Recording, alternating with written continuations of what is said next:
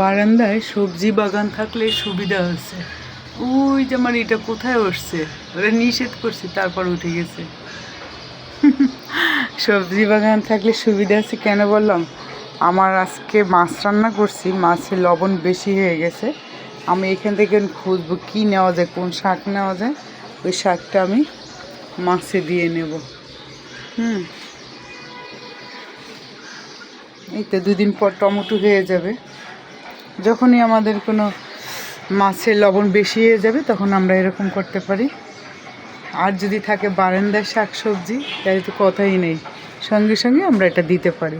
তাইলে আমি একটু শাকগুলি পেরে নেই। আমার মনে হয় লাউ শাকটাই নেব, 2 দিন আগে খেয়েছি তো এই জন্য অনেকটা কমে গেছে। তারপরও লাউ শাক নেব, লাউ শাক আমার অনেক বেশি প্রিয়।